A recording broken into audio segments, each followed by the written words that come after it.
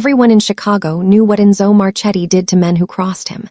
Nobody knew what he did the night he woke up on a basement mattress that smelled like bleach and cheap detergent, with 11 stitches in his side and a janitor's uniform folded over the back of a chair. By noon, the whole family had the story. The boss got blind drunk at his brother's funeral. The boss vanished for 9 hours. The boss came back in yesterday's shirt with somebody else's blood dried on the cuff. They called her a cleaning woman. They laughed about it in the service kitchen at the Varant, quiet, the way men laugh when they have decided a thing is beneath them. Inside a week, he would stand in a ballroom and take her apart in front of 40 people, and she would stand there and let him do it, and every man in that room would believe he was watching a powerful man break a poor one. Not one of them had the first idea what had actually happened in that basement. And not one of them knew that the woman holding the mop had been inside that building for 11 months, waiting. 14 months before any of it, a phone went off in a locker on the second floor of Cook County at 2:40 in the morning. Delaney Cobb was 4 hours into a shift that had already produced 2 gunshots, a rollover on the Ryan, and a 14-year-old with a hand in a table saw. She had her gloves off and her mask down around her throat and 40 seconds of hallway between one bay and the next, and she pulled the phone out and saw her sister's face on the screen and answered it walking. "Hey, I'm in the middle of something." I know, I'm sorry." There was lobby noise behind Junie, the specific hum of a hotel front desk at 2 in the morning, a floor buffer somewhere, a bell. "Laney, I found something." "Found something how?" "In the back office. There's a drawer that's supposed to be locked and it wasn't locked, and there's a book in it." Junie's voice dropped. "It's a ledger, like an actual paper ledger like from 1970. And I looked at it because I was bored, and Laney, the numbers in it are enormous, like enormous." "Then close the drawer." I copied a page. Delaney stopped walking. Somebody went past her with a crash cart. "Why would you do that?"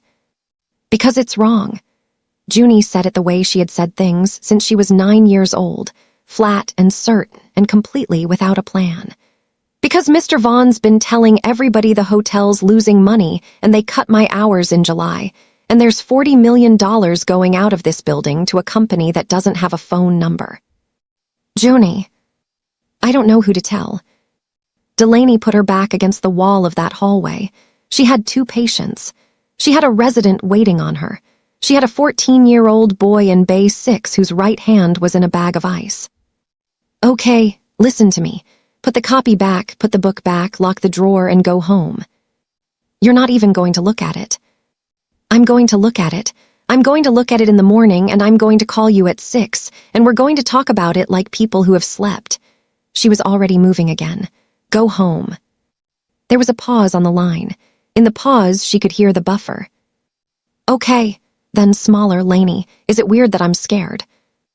Bay 6 had the door open, and 2 nurses in it, and somebody was calling her name down the hall. "Go home, Junie. Call me at 6. "Okay." That was the last word. She called at 6 and got nothing. She called at 8 and at 11 and at 4 in the afternoon. On the second day, she filed a report, and the officer asked her whether her sister had a boyfriend. On the 4th day, she stood in the lobby of the Hotel Varant and asked the day manager to look at the overnight footage and was told there was no overnight footage because of a maintenance window. And she remembers exactly how that man's face looked while he said it, and she remembers that she believed him. On the 11th day, they pulled Delaney Cobb out of the river below Kinsey. The report said alcohol. Junie did not drink. The report said no signs of struggle, and the report said the toxicology was consistent, and the report said accident, and the detective who took Delaney's statement was patient with her twice and then stopped returning her calls. She went back to the Varant in October and asked for the maintenance log. She went back in November and asked for the name of the company that services the cameras. In December, a man in a suit came out to the lobby and told her that if she came into the building again, the police would be called, and he said it politely, and she looked at him and understood with total clarity that there was no door in the front of that place that was ever going to open for her. So she stopped knocking on the front. In January, Delaney Cobb filled out a paper application for a third-shift janitorial position with Varant Holdings, in her own handwriting, under her own name, because there was not one person inside that building who had ever heard of her. She listed 2 years of hospital housekeeping that she had actually done as a 19-year-old. She left 6 years of surgical residency off it. The interview lasted 11 minutes and was conducted by a supervisor who did not look up from his clipboard, and she was hired at $4 over minimum with no benefits until the 2nd year, and they gave her badge number 4471 and a locker in the basement and a cart with a bad wheel. Nobody asked her a single question about herself. That was the first thing that told her she had chosen correctly. There is a building on the near north side that takes up an entire city block and has no name on the outside of it. 62 floors of black glass, a marble lobby with no seating in it, because seating encourages people to wait, and nobody waits in that lobby. 9 floors are the hotel variant. 12 are offices where the lights come on by timer and no work is ever done. The rest belong to a family that came off Taylor Street 4 generations back with a fish cart and a reputation, and which now moves more money through the port of Chicago in a quarter than the state collects from it in a year. The city calls it Marchetti Tower. Enzo Marchetti took it at 29, 4 days after his father went into the ground at Mount Carmel with a rosary in his hands and 2 entry wounds in his neck. He was 36 now. He wore charcoal and navy and nothing else. He did not carry. He did not raise his voice, and the men around him had learned over 7 years that the thing to be afraid of was not shouting. It was the moment he went completely still, because that was the sound of a decision being made. There was a wake in November, and a man named Corso stood too close to him at the bar and said that Tino had always been a good kid, but that a mouth like that catches up with a person eventually. Enzo did not turn around. He put his glass down on the bar and looked at the bottles for 11 seconds, and then he said, "Say his name again." Corso did not say his name again. Corso left the building inside 4 minutes and drove to his sister's in Berwyn and stayed there for 9 days. That was Enzo Marchetti. 11 seconds of silence and 4 words, and a grown man packing a bag. The brother in the ground was Tino. He was 29 and he laughed like a car alarm, and he was the only human being alive who could make Enzo smile in a room with other people in it. In October, he was found in a parked Lincoln on Ogden with the engine still running and the heat on. 600 people came to the funeral. 2 aldermen, a bishop, and 2 men from Detroit who shook nobody's hand. Enzo stood at the front of that church for 2 hours without moving, and afterward there was a reception on the 40th floor of his own building, and he shook every hand that came at him and said thank you for coming until the words stopped being words. At 11 o'clock, he took a bottle of Amaro off the bar cart and sent his driver home. At midnight his uncle found him. Salvatore Marchetti was 68 and wore his reading glasses on a black cord and had the softest voice of any man in that family. He sat down on the arm of the chair next to his nephew and put a hand on the back of his neck the way you do with a boy. "You want to fall apart upstairs, not down here where they can watch you do it." Enzo looked at the carpet. They already watched. "Then give them less." Salvatore took a small orange out of his coat pocket and opened a pocket knife with one hand and began cutting the peel away in a single continuous ribbon. He had done that in front of Enzo since Enzo was 4 years old, and Enzo had never once seen the ribbon break. Tino was a good boy with a bad mouth. He talked to people he had no business talking to. You know it and I know it, and neither of us says it out loud. Because that is what a family is. The peel came off in one piece and dropped onto the marble. "Go to bed, nephew." At 1:40 in the morning, Enzo Marchetti took the service elevator down, because he did not want to cross his own lobby, and somewhere between the 40th floor and the ground that car stopped on 17. Delaney Cobb had been in that building 11 months by then, and she knew it the way a surgeon knows a body. She knew that the camera in the north corridor on 21 had a dead cone 8 feet wide behind the ice machine. She knew the freight elevator logged every badge swipe, and the north stairwell logged nothing at all. She knew which of the night men slept between 2 and 4, and which supply closet they slept in. She knew that on the 14th of every month a black car came into the loading bay at 3:15, and went out at 3:40, and that no manifest was ever filed for it. And she knew that the domestic water risers ran up the northeast corner, and that a broken fitting on any one of them would put facilities into every locked room on that line inside 20 minutes, because she had read the emergency protocol in her first week and had never once forgotten a word of it. She knew where every camera in that tower was. She had counted them on her own time, in her own head, and the number was 211. She also knew how long it takes blood to set into unsealed grout, which is not a thing most janitors know. In 11 months, 9 members of the Marchetti family had walked directly past her in a corridor. Not one of them had ever looked at her face. She wore her hair up under a cap. She kept her chin down in elevators. She had spoken, by her own count, fewer than 300 words aloud inside that building in almost a year. And every single shift, in her right boot, she carried a folding knife with a 3-inch blade. She had a spot picked out. Under the jaw on the left, where the carotid runs closest to the surface, and she knew that spot better than any shooter in that family because she had spent a decade of her life repairing it. On the second Thursday in November, she came through the fire door onto the 17th floor, landing at 1:49 in the morning, pushing a cart with a bad wheel, and stopped. The man on the concrete was gray around the mouth. His coat had fallen open, and the left side of his shirt was not white any longer, and there was a spread of it on the painted floor under him, and the shape of that spread told her things about the rate that she did not want to know. One hand was clamped under his ribs. The other was still holding the neck of a bottle he had carried out of his own brother's wake. His head came up about an inch, and he looked at her, and there was nothing in it, no recognition at all. There had never been anything there to recognize. Delaney had rehearsed this. Not this exactly, some version of it. Some corridor, some hour, some moment where the world would hand her Enzo Marchetti alone and unable to stop her. She had rehearsed it in her apartment with the lights off, and on the blue line, and standing at a bus shelter on Chicago Avenue in February with her hands in her pockets. She had carried the knife for 11 months for exactly this. And she did not even need the knife. He was 9 minutes gone already. All she had to do was walk back through that fire door and finish the 22nd floor and go home. He said one word. It came out with almost no air behind it. Please. Something came out of the inside of his coat when he shifted, half out of the pocket, and she looked down at it because it was moving, and it was a folded paper program with a photograph on the front. A young man laughing at something off to the side of the camera. A birth year and a death year 29 years apart. She thought about somebody standing in a room, somewhere going through photographs, and choosing that one. She had chosen one too.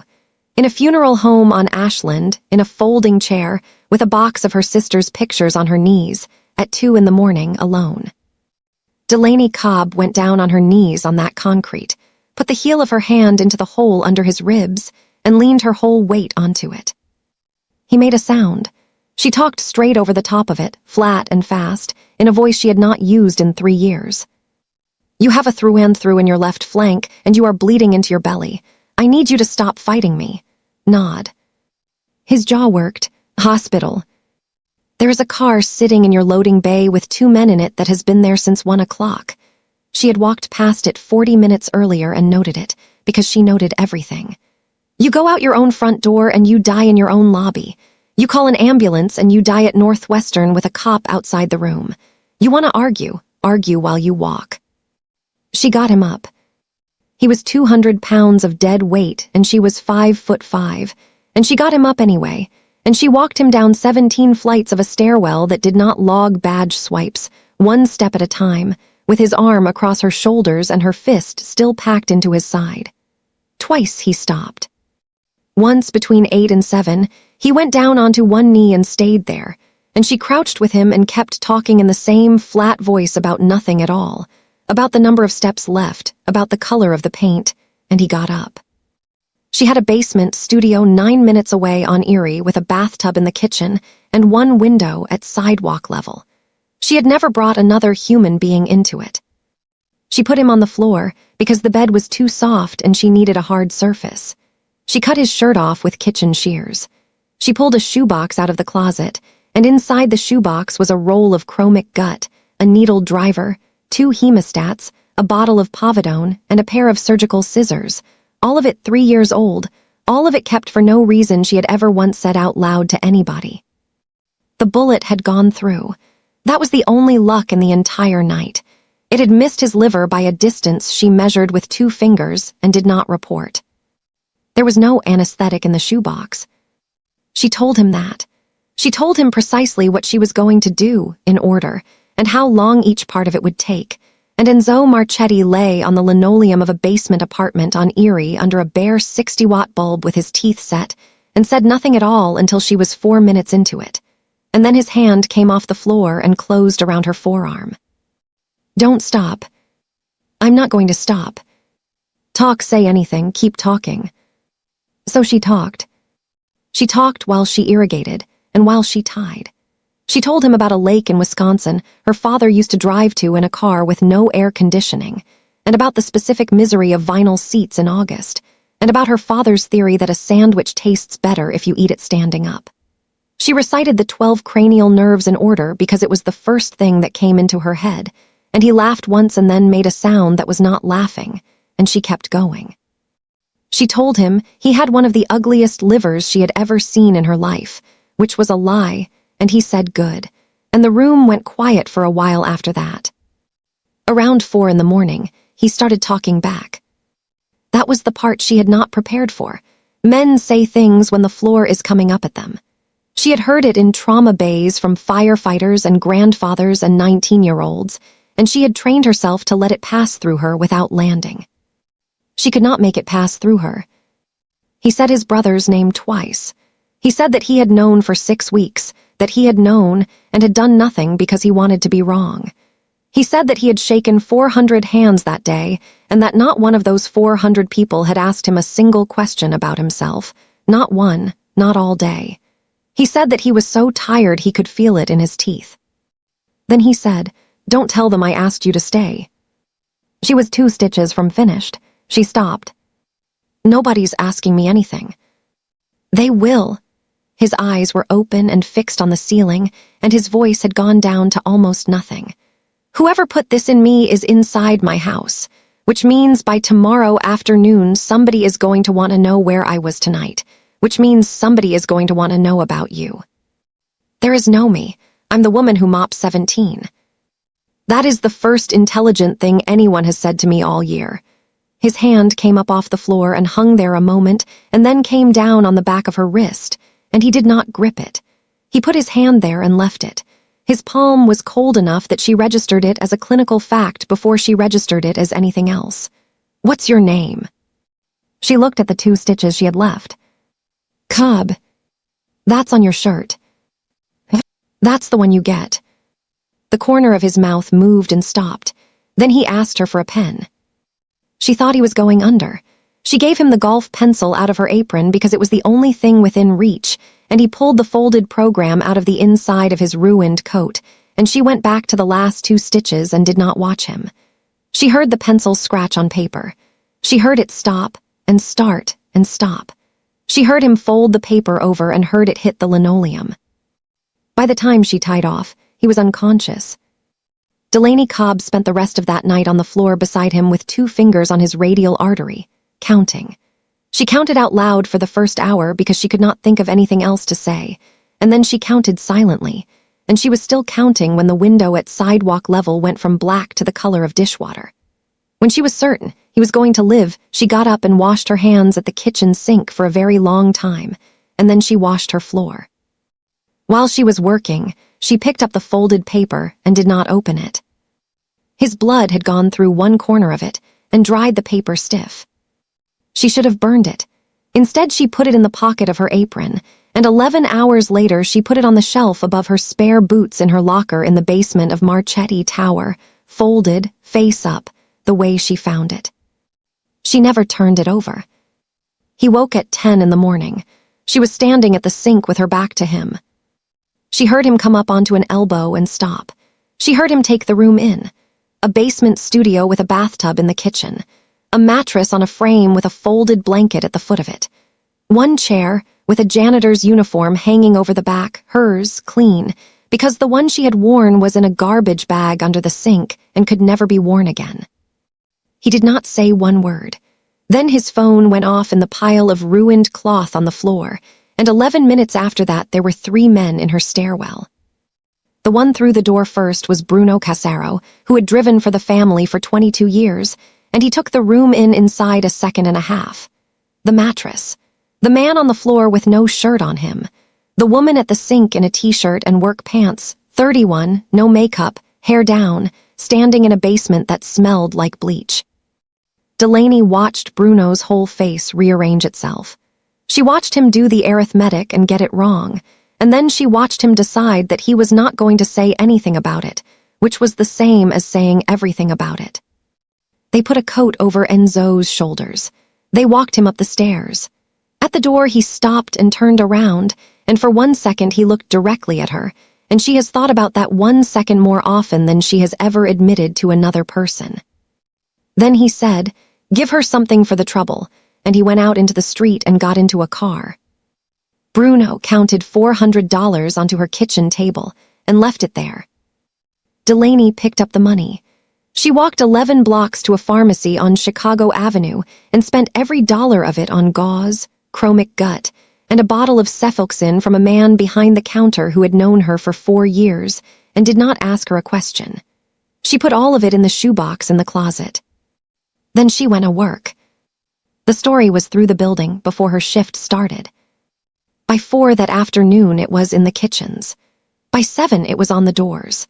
By the time she badged in at 11, every single person employed in Marchetti Tower knew that the boss had gotten blind drunk at his brother's funeral, disappeared for 9 hours, and turned up in the morning in the bed of a woman who cleaned the 17th floor.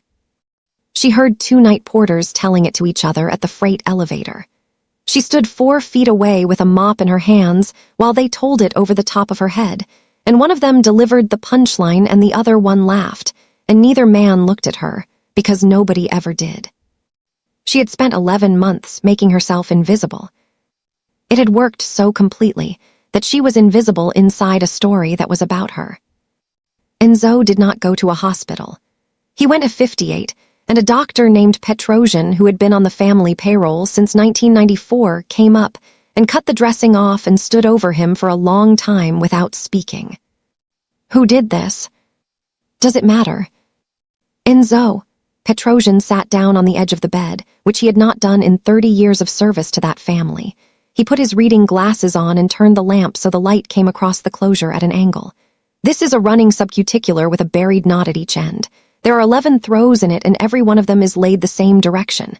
The tail is cut at 4 millimeters, not 3, not 5. He took the glasses off. I have seen this one other time in my life. March of 2019, in a room over a butcher shop on Grand, on a man who should have died in the car. Enzo lay very still. There was a doctor, Petrosian said. Nobody's doctor. No name, no cash from anyone under 30, worked out of whatever room you gave her and left before you woke up. They called it the quiet room. Your father used her twice. Your uncle used her considerably more than twice. He put the glasses in his pocket. She stopped answering 3 years ago, and every family between here and Cleveland has been looking for her since. Something crossed Enzo's face and stopped. Get out. Enzo. Get out. And if you say one word of this to my uncle, I will put you in the lake myself. He did not sleep. He lay on the 58th floor of his own building with 11 stitches in his side, and the fragments came back the way they do, out of order and without warning. Concrete under his shoulder blades. A stairwell that smelled like cold paint. A voice going on about vinyl seats in August, unhurried, 6 inches from his ear. Pressure. Counting. Somebody counting for hours. A hand under his wrist. 2 fingers on the pulse, still there when the window went gray.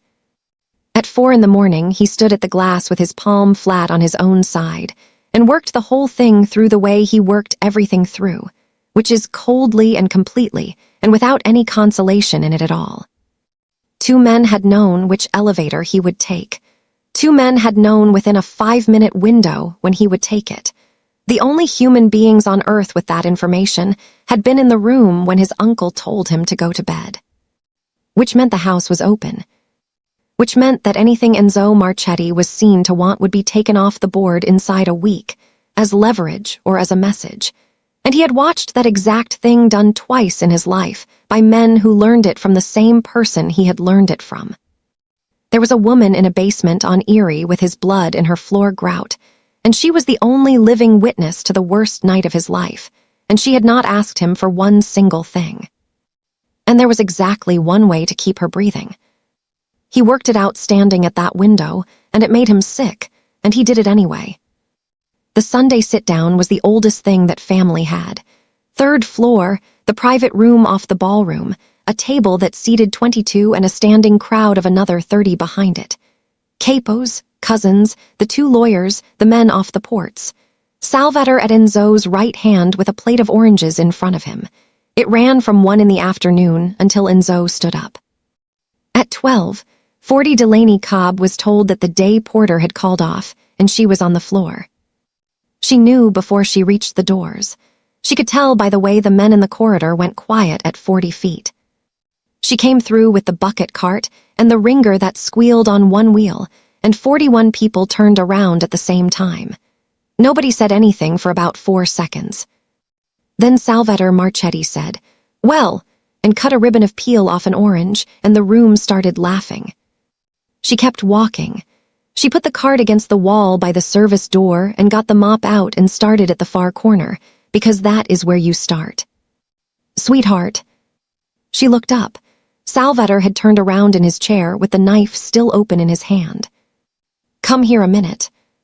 She went, 30 feet across a ballroom with every person in it watching her cross it, and she did not hurry, and she did not look at the table, and she stopped 6 feet short of him. "You know who I am?" "Yes." "You know who that is?" He pointed the knife at his nephew without turning his head. "Yes." "Good." He set the orange down. He was smiling, and his voice was so quiet that men at the far end of the table leaned in to catch it. "Then you'll understand that there's a version of this where you talk to somebody, a reporter, a federal, a girlfriend over a bottle of wine. And I want you to understand that in that version, sweetheart, we don't come and see you." He turned the blade over in his fingers. "We come and see whoever you love. Do you have anybody?" "No." "That's a shame." "It's a convenience."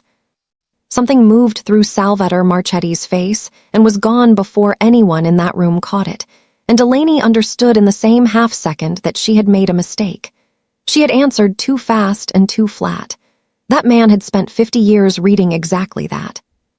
Then Enzo stood up. He came around the end of the table. He moved carefully because of the stitches, and everybody there knew why, and everybody there pretended not to. He stopped in front of her, closer than his uncle had been, and he looked at her for a long moment, and she made herself hold still. "What's your name?" 22 men at that table, 30 more behind it. His palm had been on her wrist at 4 in the morning, and he had asked her that same question, and she gave him the same answer now. "Cobb. That's on your shirt. That's the one you get." Somebody at the table made a noise. Enzo did not move. "Everybody in this building thinks you and I did something." He said it loud enough to carry to the back wall. "So we're going to fix it, because I am not going to spend a year listening to it. I was drunk. I don't remember your face. I don't remember your voice. I don't remember 1 second of that room, and I am not going to stand here and pretend otherwise for the sake of your feelings." He put a hand out to the side without looking. Bruno put an envelope into it. He held it up where the whole room could see it. 4,000, that's what the trouble's worth. He dropped it on the floor at her feet. Nobody laughed. It had gone past laughing. There were men at that table who had killed people, and they looked at the carpet. Delaney Cobb stood in a ballroom on the 3rd floor of Marchetti Tower with $4,000 lying on the parquet in front of her boots. 6 days earlier, she had knelt on her own kitchen floor for 6 hours with her hand inside this man, and the last thing he said before he went under was, "Don't tell them I asked you to stay." She did not pick up the envelope. She turned around and walked back to the cart and put the mop in the ringer and ran it out, and she finished the far corner, and then she did the entire east side of that ballroom while 41 people watched her do it. The wheels squealed every third revolution. No one in that room said one word for 11 straight minutes. When she was done, she pushed the card out through the service door. The envelope stayed on the floor for over an hour. Nobody touched it. What she did not see, because she never once looked at him, was that Enzo Marchetti went back to the head of that table, sat down, and put both hands flat on the wood in front of him and left them there for the rest of the afternoon, because otherwise 30 men would have watched them shake. She did not cry in the stairwell. She had done her crying 14 months earlier in a corridor at the medical examiner's office on Harrison Street, and there had not been any since. She went down to the basement and sat on the bench in front of her locker with her elbows on her knees. The locker was open. On the shelf above her spare boots, there was a folded funeral program with a photograph of a laughing young man on the front and a stiff brown corner where the blood had gone through the paper. She did not turn it over. 9 days later, the freight elevator stopped between 11 and 12 with her in it. She had her cart and a case of liners and 40 minutes of work left. The car came to a halt, and the fan cut out, and the light went to the amber emergency setting, and Enzo Marchetti was standing on the other side of the car with the service key still in the panel. There is exactly one place in Marchetti Tower with no camera in it, and it is a freight elevator between floors. She looked at the panel and did not move.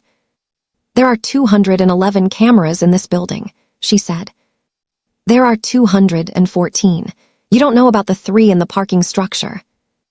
"I know about the 3 in the parking structure. 2 of them are dummies." He almost smiled, and it did not get all the way there. "Say what you came to say." "I'm not going to apologize for it." "Good, I'd have thrown it back at you." "I know." He had not stepped toward her. He stayed against the far wall of that car with his hands at his sides. "The $400 Bruno left on your table, where did it go?"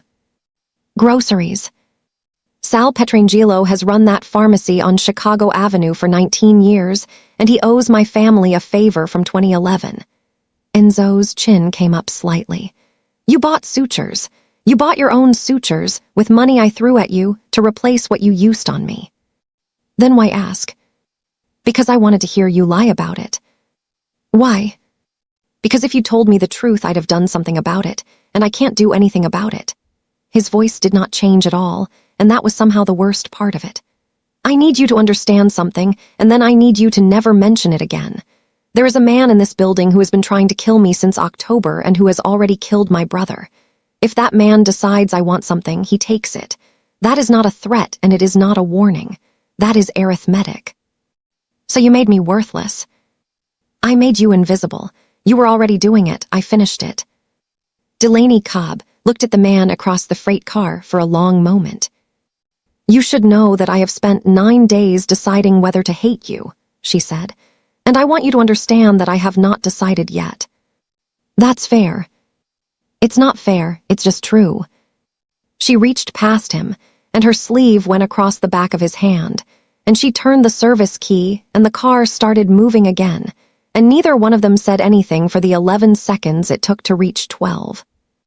4 nights later, a Buick came off Superior at 1:15 in the morning and put 14 rounds through the front of the loading dock, while a 19-year-old named Enzo Marchetti was standing in it with a phone in his hand.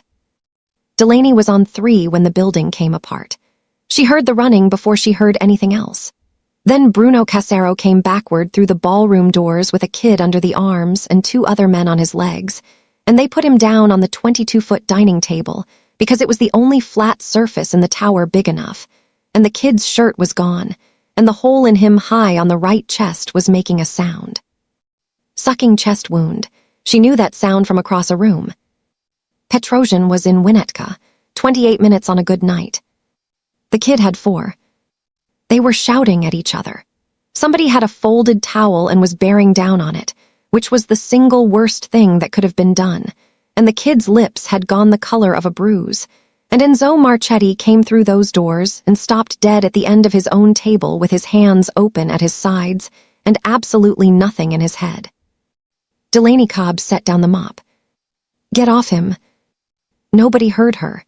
She said it again, louder, and she came around the end of the table and got a fist into Bruno's collar and hauled a man twice her size off a dying 19-year-old. "He is not bleeding out. He is drowning. Take the towel off. Take it off him." She had 2 fingers on the kid's throat and the other hand already running down his ribs. Trachea's shifted right. He's tensioning. She looked up. There were 40 people crowded around that table, and she picked the only one she needed. 2 inches of plastic, packing tape, and the longest needle in this building. 90 seconds. Nobody moved.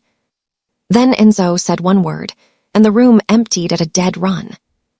They brought her a sandwich bag out of the break room, a roll of packing tape from the male floor, and a 14-gauge catheter out of the first aid box on 12. She cut the bag with the surgical scissors from her boot and taped 3 sides of it over the wound so it would flutter out and seal in.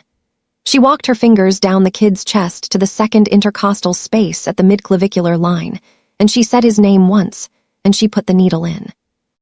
The sound that came out of him was audible against the back wall. His color came up in 9 seconds. His chest started moving right. Somebody behind her said God out loud. She stayed bent over that table for 26 minutes and never raised her voice again. She used one of Salvator's linen napkins as a pressure dressing. She used the leather cord off a capo's neck as a tourniquet for a second wound in the arm that nobody had noticed. When Petrosian came through the doors at 2:04 with his bag, she gave him the entire picture in 11 seconds without stopping what her hands were doing, in a vocabulary that brought the old man's head all the way up. He looked at the closure she had already started on the arm. He looked at the tail cut at 4 millimeters. Then Petrosian turned and looked directly at Enzo Marchetti and did not have to say anything at all. They carried the kid out at 2:20. He lived. He is alive today in Arizona with a daughter. The ballroom emptied. Delaney was still standing at the table when the doors closed. Her hands were red to the wrist, and there was a linen napkin on the floor, and a 19-year-old's blood had gone into the seam of a table that cost more than her father's house. Enzo had not left. He walked the length of that room and stopped on the other side of the table, and the 2 of them stood there with 22 feet of mahogany between them.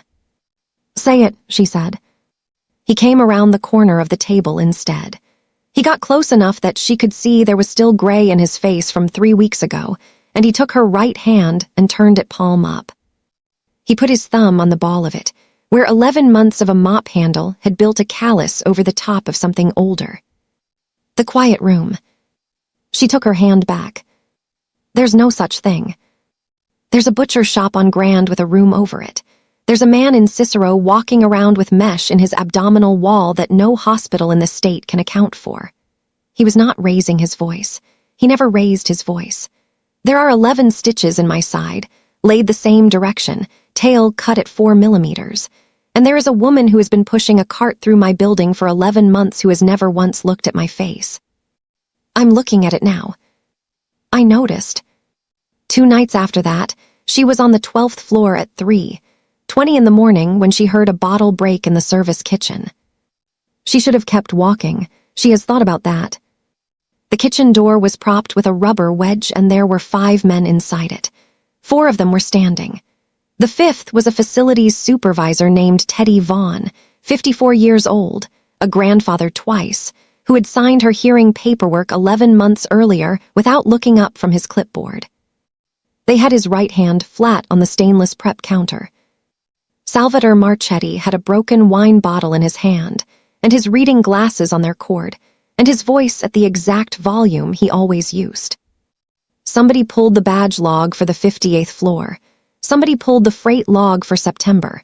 That comes out of your department, Teddy, and out of your login, and I have been very patient about it. Sal, I swear to God, I don't even know how to run that report. Then somebody used your login. Then that's what happened. Sal, please, that's what happened. Probably, Salvatore nodded, and he sounded like a man agreeing about the weather. Probably that's exactly what happened, and you're still going to need somebody to drive you home. Delaney Cobb stood 8 feet outside that door with a mop in both hands. She had pulled the badge log. She had pulled it 4 nights earlier off a terminal in the basement, using a supervisor credential that was written on a strip of tape underneath the desk. The way it had been written there since before she was hired, the way it is written in every building in America. Teddy Vaughn had 2 grandchildren and a bad knee, and had once given her a ride to the Blue Line in a snowstorm. She could walk away. If she walked away, she kept 11 months of work and the only chance her sister was ever going to get. Salvador raised the bottle. That's enough. It came out of her before she made any decision about it at all, flat and level, in the voice she used across a table when the room was going wrong and somebody needed to be told what to do. Every man in that kitchen turned around. Salvador Marchetti did not turn around right away. He stood there with the bottle up and his back to her, and Delaney watched the muscles across his shoulders change. Then he turned around, and he looked at her, and he did not look at her face. He looked at a point about 4 inches to the left of her head, the way a man does when he is listening to something again. Say that one more time. I said that's enough. He's a supervisor. If he's out with a hand, you're going to have 3 shifts asking why, and you're going to have a workers' comp claim with a date on it and a name on it in a state file. She kept the mop in both hands and her voice absolutely flat. You want a paper trail on a Tuesday. 9 seconds went by. Huh, Salvador said. He set the bottle down on the counter. He took his glasses off the cord and cleaned them on his tie and put them back, and the whole time he was doing it, he did not stop looking at that point 4 inches to the left of her head. You know, he said, you sound like somebody. I sound like a woman who empties your garbage. Sure, he walked past her. He stopped in the doorway and did not look back. I've got a good ear. Terrible eyes, 68 years old, can't read a menu, but I've got a very good ear. He went out. The 4 men went out after him. Teddy Vaughn slid off the counter and sat down on the kitchen floor with his back against the dish machine, and Delaney knelt in front of him and took the hand. 2 of the metacarpals had gone. He had gotten it under the bottle at the last second and turned it, which is the only reason the hand still worked at all. She splinted it with 2 wooden spoons and a roll of the same packing tape from the male floor, and she did it in about 4 minutes, and Teddy Vaughn watched her do it and then looked up at her with his face wet. Where'd you learn that? She did not answer him. She helped him up. She walked him down to the loading bay and put him in a cab and paid the driver out of her own pocket, and then she stood in that loading bay for a while with her hands at her sides. She had 11 months of invisibility, and she had spent it in 6 words in a service kitchen. Salvador Marchetti had a very good ear. He had also, between 2016 and 2019, been carried into a room above a butcher shop on Grand 3 separate times, and on all 3 occasions, there had been a woman working on him whose face he never saw, because she wore a mask and worked from behind him and made a policy of never once letting a client look at her. He had heard her voice for a total of about 6 hours across those 3 nights. He remembered every minute of it. She stopped the freight elevator herself the next night. She had the service key. She had had a copy of the service key for 9 months, cut at a hardware store in Logan Square off a blank she took out of a supervisor's drawer, and she had never once used it until 2:15 that morning, when Enzo Marchetti got into her car on 18 and she turned it and the fan cut out. He looked at the panel. He looked at her. When did you get one of those? March. Of course you did. She stood with her back against the wall of the car and the amber light on her, and for a while she did not say anything. Your uncle broke a man's hand last night. I heard about the hand. He broke it because somebody pulled a badge log and a freight log off a facility's terminal. She let that sit. I want you to know that before I tell you the rest of it, because when I tell you the rest of it, you're going to want to do something, and you can't. Tell me the rest of it. So she told him. She told him about a phone call at 2:40 in the morning and 11 words she said into it. She told him about a ledger in an unlocked drawer in the back office of the Hotel Varant, and a copied page, and a girl who did not know who to tell. She told him about 11 days and a river below Kinsey, and a report that said alcohol, and about a maintenance window that ate 6 hours of camera footage on the 9th of September, and about a day manager in a lobby who told her there was nothing to see and how completely she had believed him. She told him her sister's name, and she told him that she had taken a job in his building 11 months earlier because she thought it was him. The freight car was silent for a long time. "You had a knife on that landing," Enzo said. "Yes. I felt it when you got me up. It came off your boot into my leg twice on the stairs, and I did not have the energy to ask about it." He put his head back against the wall. "Why didn't you?" "I've asked myself that 400 times. Ask it out loud." "Because your brother's funeral program came out of your coat, and there was a picture on the front of it." She was not looking at him. "Somebody had to sit in a room and go through a box and pick that one. I did that, in a folding chair on Ashland at 2 in the morning with a shoebox on my knees. By myself, because there is nobody else left." Her hands stayed at her sides. "And I couldn't do it to the one other person in the world who'd had to do the same thing." Enzo Marchetti crossed the freight car. He did not touch her for a moment. He stood close enough that she could feel the warmth off the front of his coat, and he lifted one hand and put it along the side of her jaw with his thumb under her cheekbone, and he waited. She did not move away. He kissed her in a stopped freight elevator between the 18th and 19th floors of his own building, with the amber light on and her hands smelling like bleach and industrial floor compound. And it was not a long kiss, and neither of them shut their eyes at the start of it.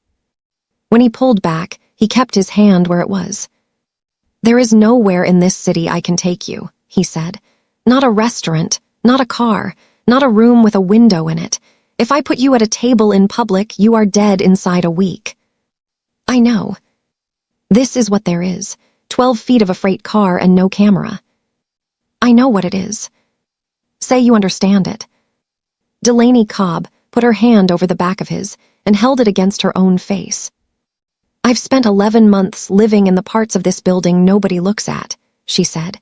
"You're not offering me anything I'm not already used to." She got into 58 9 days later, and she did it herself. Salvatore Marchetti went to a wake in Cicero on the second Tuesday in December.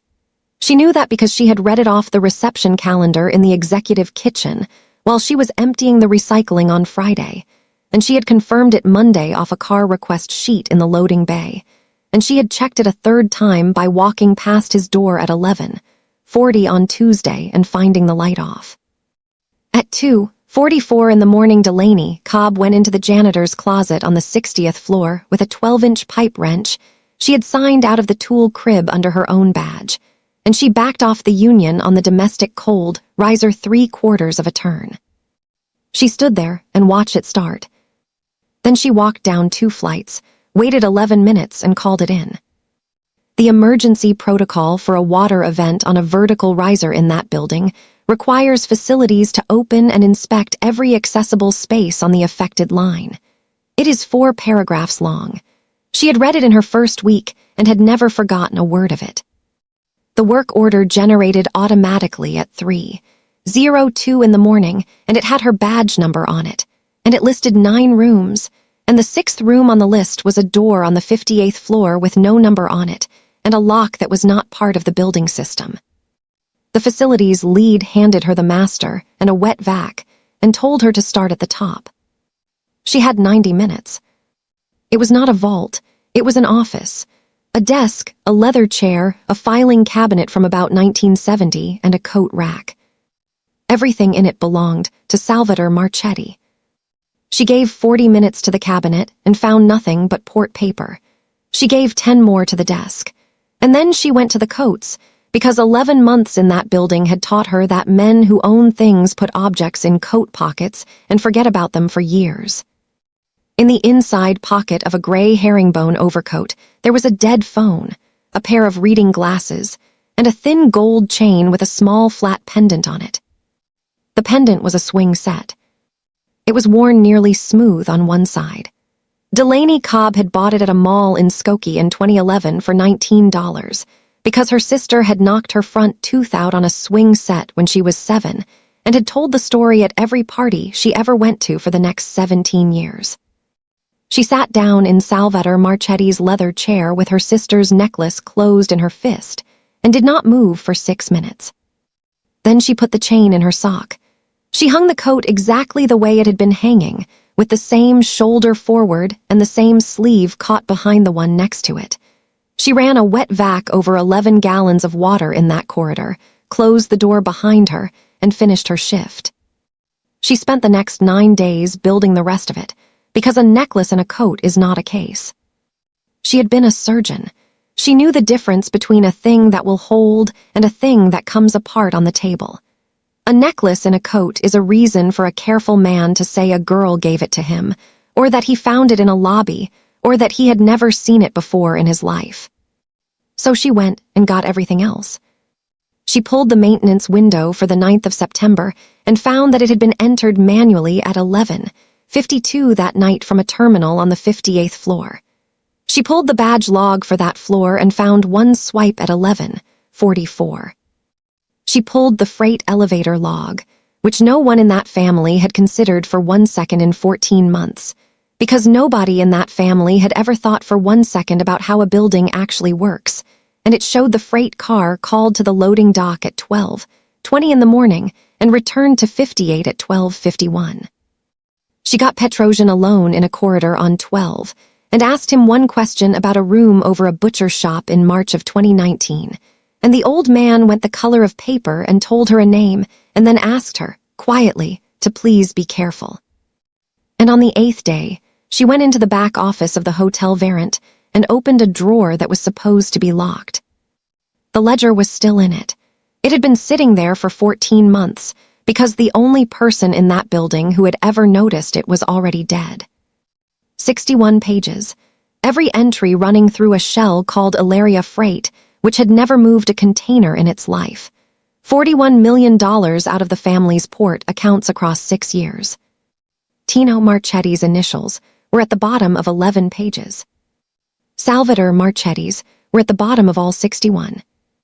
She sat on the floor of that office at 4 in the morning and understood the entire shape of it at once. Tino had found the money and had a bad mouth. Tino went into a parked Lincoln on Ogden in October. Junie had found the same book 6 weeks before that and had called her sister at 2:40 in the morning and gone into the river. And in November, an old man had put a hand on the back of his nephew's neck and told him to go upstairs, and 2 men had been waiting for that nephew on the 17th floor. She had it all by the 2nd Sunday in December. She did not take it to Enzo. She thought about it for 11 hours, standing at her own kitchen sink in the spot where she had washed her hands for a long time in November. If she carried 61 pages into that man's office, then everything that came after belonged to him. The family would say the boss took his uncle down over money and hung a cleaning woman's name on it for cover. Her sister would stay in a report that said accident for the rest of recorded time. There was exactly one room in the world where it could not be undone afterward. She came through the ballroom doors at 1:50 in the afternoon with a bucket cart, because that is how you get into a room in that building, and 41 people turned around, and she took a canvas bag out of the bucket and walked the length of that table and set a book down in front of Enzo Marchetti, closed. Page 58. Nobody moved. Salvatore had an orange in his left hand and the pocket knife in his right. Somebody take her out of here. 2 men came off the wall. Enzo put one hand flat on the cover of the ledger. Nobody touches her. He opened it. He read page 58. He read 59. He turned back and read 11 through 19, which are the ones with his brother's initials at the bottom of them, and the room was quiet enough that the bad wheel on the cart settled audibly against the wall. It took 9 minutes. When he was finished, he closed the book and looked up, and he did not look at his uncle. He looked at her. Say all of it, out loud, every piece. So she did. She laid it out for 41 people, the way she used to present a case at a Thursday morning conference, in order, with no adjectives in it anywhere. Ilaria Freight. 61 pages. $41 million out of the port accounts across 6 years, and 11 pages carrying the initials of a man who was found in a parked Lincoln on Ogden in October. A maintenance window entered by hand at 11:52 in the evening on the 9th of September from a terminal on the 58th floor, killing the loading dock cameras for 6 hours. A badge swipe onto that floor at 11:44. A freight elevator called down to the loading dock at 12:20 and returned at 12:51. And a 24-year-old front desk clerk named Delaney Cobb, out of the river below Kinsey 11 days later, with a report that said alcohol. Then she took the chain out of her pocket and laid it on the table on top of the book. That was in the inside pocket of the gray herringbone coat in the room on 58, she said. I bought it in Skokie in 2011 for $19. It's a swing set because she knocked her tooth out on one when she was 7 and told that story at every party she ever went to. My sister wore it every day of her life, and she was not wearing it when they took her out of the water. 41 people looked at a $19 necklace lying on a table that seated 22. Salvatore Marchetti set the orange down. You are going to take the word of a woman who cleans your floors, he said, over your father's brother. I'm going to take the word of the freight elevator. It doesn't have an opinion. I have held this family together since before you could read. You held 41 million of it out the back door. Enzo stood up. Say her name. Whose? Delaney Cobb, say it. The old man's jaw moved twice. I don't know who that is. And Delaney Cobb, who had waited 14 months and 11 days, said, Then how did you know she was a girl? The room came over. Salvatore Marchetti was 68 years old and had cut peel off an orange in front of his nephew every Sunday for 30 years. And he came out of that chair faster than any man in that room expected, and he came at her with the knife. Nobody reached her. There were 9 men standing closer to her than Enzo was, and not one of them got there. Delaney had 6 years of nights at Cook County, and 400 more in a room over a butcher shop on Grand, and she had put her hands inside 200 people who were actively trying to die on her. And none of that is the reason. The reason is that she had spent 11 months hauling a 100-pound cart alone through a 62-floor building at 3 in the morning, and had learned that you never, ever step back from a thing coming at you on a wet floor. She stepped in. She took the wrist with both hands the way you take a wrist that is holding an instrument wrong, turned it against the joint, and put Salvatore Marchetti face down on the mahogany with his own arm locked up behind him and the knife lying by his ear. She picked it up. She put the blade under his jaw, on the left, on the spot she could have found in the dark on the 17th floor landing in November. The room stopped. Delaney Cobb stood over the man who killed her sister with a knife against his carotid and 41 people watching and nobody moving to stop her, and she looked down the length of that table at Enzo Marchetti. He did not tell her to do it. He did not tell her not to. It's yours. She stood there for 11 seconds with her hand completely still, which is the detail every man in that room repeated afterward, that the hand did not move at all. Then she took the blade away from his throat. He goes to a courtroom, she said, with the book, with the logs, with all of it. She dropped the knife on the table. My sister's name gets said out loud in a room with a stenographer in it, and it gets printed, and in 40 years somebody can look it up. He doesn't get to go quietly into a lake. That's a favor. That is what you people do for each other. She let go of his arm and stepped back. I'm not doing him any favors.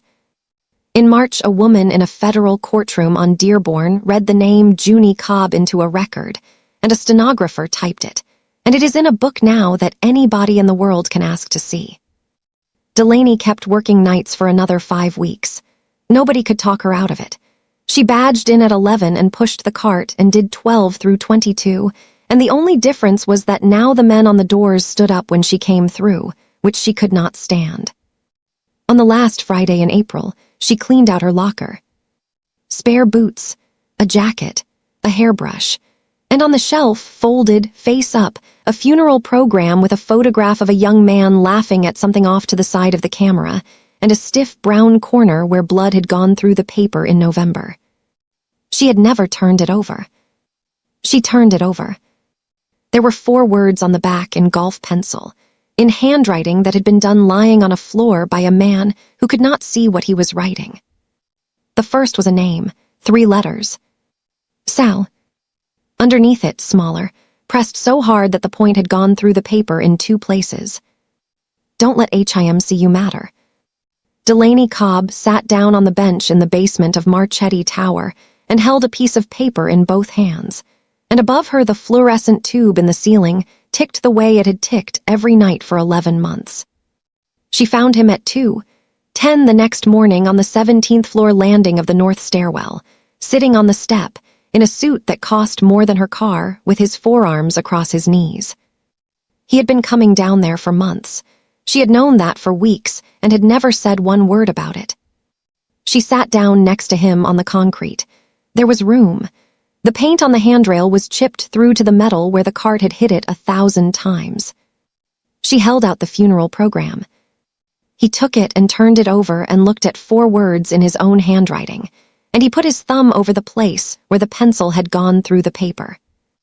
"You asked me if I remembered," she said. "I did." "You said no." "I did." "Look at me and say it now." Enzo Marchetti turned his head. 12 cranial nerves, he said. "In order, I still have them." He stopped. He started again. "Vinyl seats in August. A sandwich tastes better standing up. You told me my liver was ugly, and I lay there thinking that was the first true thing anybody had said to me in about 11 years, and then about 4 hours later I worked out you'd lied to me and I—" He stopped. "You counted," he said. 6 hours, you never stopped. I kept coming up and going down, and every time I came up you were still going." He turned the paper over and over in his hands and did not look at her. "I have thought about the $4,000 every day. Every day. There's no version of an apology for it that isn't an insult, so I'm not going to. I'm going to tell you what it cost." His hands had stopped moving. 4 seconds after, I walked back to that table and I sat down and I put my hands flat on the wood because if I hadn't, 30 men, he'd have seen it. He'd have seen it inside a day, and you'd have been in the water with your sister by Thursday. She looked at the concrete between her boots. The stain was still in it. She had gone at that landing 11 times with 4 different compounds, and it had gone from red to brown to a shadow in the grout, and it was never going to come out, and she was the only person in that building who knew what it was. "You could have told me. You'd have argued. I'd have won." "You would have," he said. "That's why I didn't." Delaney Cobb turned her head and looked at him from about 8 inches away, on a landing where she had once knelt down with a folding knife in her boot and every reason on earth to use it. "I had you," she said. "Right here. You were 9 minutes out, and all I had to do was walk back through that door." "I know. I've never told anybody that." "You told me." He put the program into her hand and closed her fingers over it and left his hand there. 4 in the morning. You said, "I could have let you die on the 17th floor, and I don't know why I didn't." Then you counted for another 2 hours. Her hand turned over underneath his. She leaned sideways until her shoulder came up against his arm, and she stayed there, and neither of them said anything else. 15 floors down, somebody's cart went across the lobby tile, and the sound came all the way up the stairwell, one squeal every 3rd revolution, the way it always had.